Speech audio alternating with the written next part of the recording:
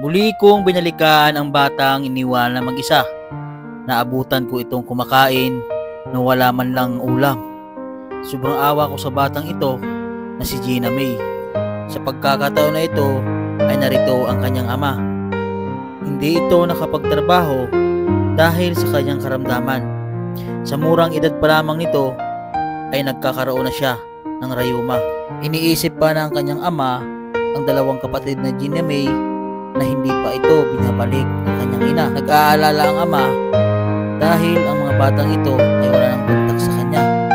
Kaya sinabihan ko ang kanyang ama na sunod na araw ay pupuntahan na namin. Mga kabayan, narito po ang patuloy ng kwento sa kanilang buhay. Ay, pasalubong si kuya oh. Ayusin mo. Marami ka naman pagkain. Tara. Tayo. Narito po ang kanyang papa. Tay, kamusta? Aslaan po. Lagi po ako dito. Oh. Anong nangyari sa paa nyo? Pumaga na naman. Namaga? Nakakita ka dyan namin. Wala eh. Ha? Ano ba yan? Rayuma? Rayuma.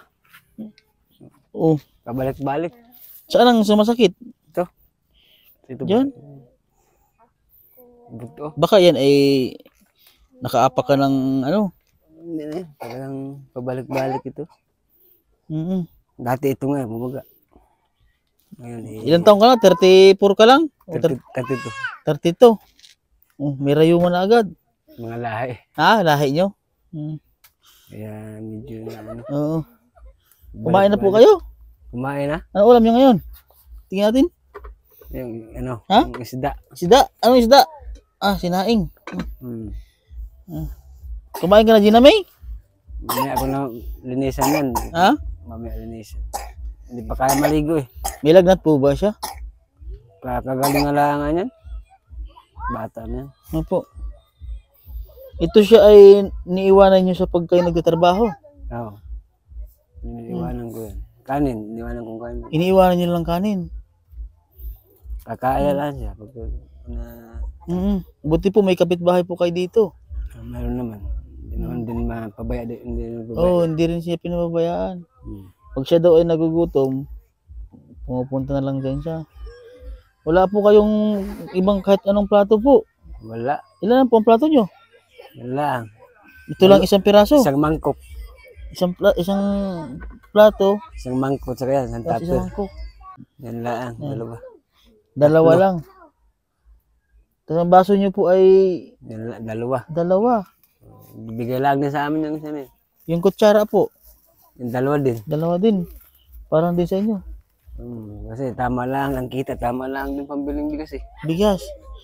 Kaya hindi makaka hindi pa nakakatrabaho at doon ang paa. Umagang paa. Pag kayo po ay namamaga po yung paa nyo, hindi po kayo nakakapagtrabaho. Hindi. Hinihintay ko lang pag gumaling na. Pag yan ay sumusumpong, ilang araw po bago gumaling? Ano to, 1 linggo. Minsan ay 1 linggo. 1 linggo bago gumaling. Ito yung bigas po, tinitipid nyo lang. Oo. Yan, tinitipid. Ngayon po ay sahod nyo yung kahapon. Hindi, tagal na rin yan. Ang Yung sahod ko nung una. tinitipid nyo lang talaga, ano? Yung hindi kagaya ngayon, hindi pa makatrabaho eh. Opo. Eh, yung pang-ulam, diskarte na lang. Diskarte na lang. Gulay-gulay na lang kung mayroong. Gulay-gulay. O yan, kain ikaw Gina May. Oh. Yan o, maraming pang pasalubong si kuya. Oh. Kamusta po pala yung dalawang anak? Ay, nandun sa bayaw kong babae, hindi nga sinasabi kong... Ano ba doon? Gawa po sana, papaaralin po sana yun ay. Kaya po ako bumabalik sa inyo. Ay, natanong ko nga hindi po sir na sinasabi eh. Opo. Ako gusto kong kuhain ng anak ko ay hindi man sasabihin kung nasaan talaga. Pero sabi ng asawa ko, sa ate daw niya. Ay, Kasi siyempre, papaaralin natin yung bata. Kawawa naman po yung mga anak nyo. Hindi po makapasok. Kaya nga po ako. Kayo po ay napag-usap po namin ni sir na kabilang na po kayo doon sa buwan-buwan naming binibigyan ng isang sakong bigas. So nag-usap kami nung ni sir, sponsor natin, na isa na kayo sa mga beneficiary namin na buwan-buwan kakaroon kayo ng isang sakong bigas. Kaso lang, siyempre, yung mga anak nyo, papaaralin po natin. Opo. Kaya po kami nagbibigay po ng tulong sa inyo buwan-buwan ng bigas. Ang purpose po namin ay yung anak niyo po ipapaaralin. Opo. Tapos para makakain po ng tama. Para hindi po magutom. Sinabihan ko na nga yun. Ay hindi ko sabihin kung nasaan. Kung Sabi alam ko niyo pong nasaan, kung nasa Lucena lang po, kaya po natin ng motorin doon. Oh. Parang nasa Taguig yata ho yung bayaw kong babae. May Nasa ano Taguig, naman kami no? doon Manila may po yun. contact naman kami doon. Kay Rika. Kasi tumawag yung anak ko noon, Opo. yung isa, yung babae. Ay hindi sinasabi ng ate kung nasaan yung mga kapatid niya. Kasi hinahanap din po nila nila Sir Steven at Sir Jay, yung inyong anak ng dalawang na lalaki na yun. Sino nga po? Si Gerald at saka si Janle. John Lee. Hinahanap din po yun. Gusto ko nga sir siyempre hindi pa nila sinasabi. Pag tinatawagan naman, Opo. ako nga gusto ko na rin maano ko yung mga anak ko Kailangan po natin yun. Si kawawa naman kung nandun lang po hindi nag-aaral.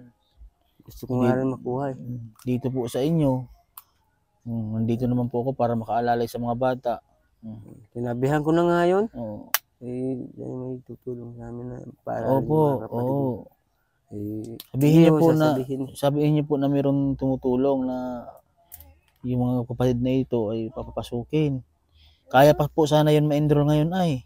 Ayan.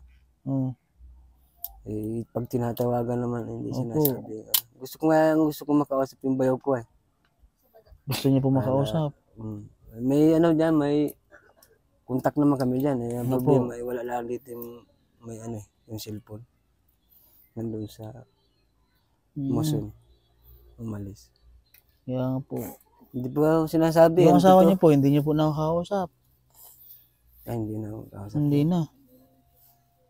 Hindi ko na makakausap. May anak na po ba yung asawa niyo dun sa kinakasama ngayon? Meron isa. Meron ng isa. Nabayaan ko na lang yung sir Opo. Ang importante yung anak ko Opo, maganda naman po yung mga anak niyo. Kaya yun po ang gusto kong makuha. Hindi kung ano po yung matulong namin makuha yung anak niyo, ano po natin. Nandito po kami para ma-rescue natin yung mga anak niyo, yung dalawa na yun. Yung mga po ang gusto kong makuha Yung dalawang bata ko siyempre pag magtrabaho ako para may kasama rin. Opo, kawawa naman ito si Gina May. Gina May po kawawa ito si Gina May. Walang kasama dito mag-isa. Naabutan ko dito. Diyan siya nakaupo. May lagnat pa daw siya noon. Kawawa nga. Hanap nga lang yung kuya niyan. Sabi ko nakakawa Panapanat natin yung kuya mo. Ba, hindi po siya sinasama niyo sa trabaho? Hindi po maaari siya kasi malalayo rin po yung trabaho ko minsan. Ay, malalayo. Tapos hindi rin po gawa ng pasuot-suot po sa tubuhan, ano?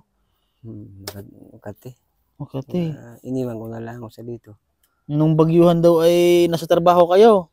Pagdating ko wala na. Basang-basa. Basang-basa. Opo, saan lang po kayo natutulog dyan? Doon ho kami dito. Ano nga pangalan niya?